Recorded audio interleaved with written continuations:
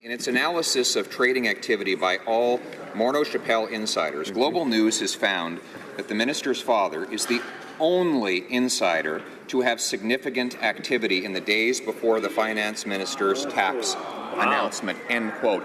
It turns out the minister's father sold $1.5 million worth of shares just 4 days before the tax announcement that dropped Morneau-Chappelle share prices. Wow. Is that just a coincidence? Honourable Prime Minister. Again, Mr. Speaker, an easy rule of thumb for Canadians watching the goings-on in this House of Commons is to see whether or not the allegations made inside this House are repeated outside this House. As the Conservative House Leader herself said last night, they don't want to get sued. The fact is, the member opposite said things on Monday that he is very careful not to repeat outside this House, and that is demonstration that this is nothing but a slanderous smear job. The Finance Minister and Prime Minister keep threatening MPs, telling them to go outside.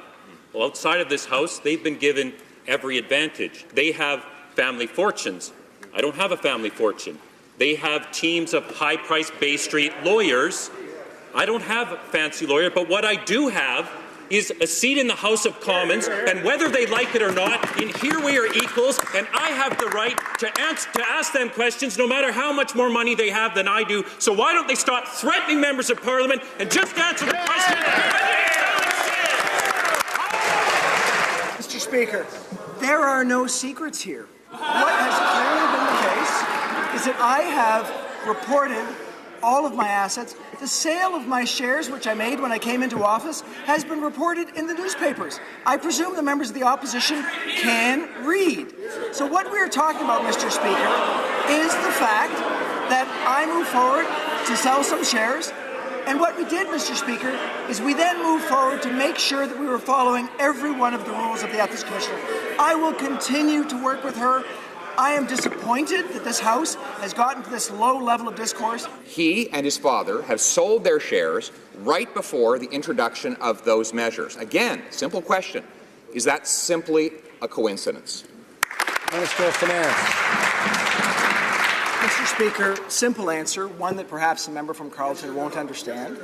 I did give direction to sell my shares, but the insinuation that he's making, I believe, is that something that we announced during the trading day somehow moved markets. He might not understand how markets move, but we did. Order. I would ask the Minister of Finance and other members of the House not to suggest that members in this House aren't able to understand things. I think that's inappropriate. I know that there is a lot of heat here. Order. The honourable member for Banff Airdrie will come to order, or he can go outside or be helped outside. Which would he prefer?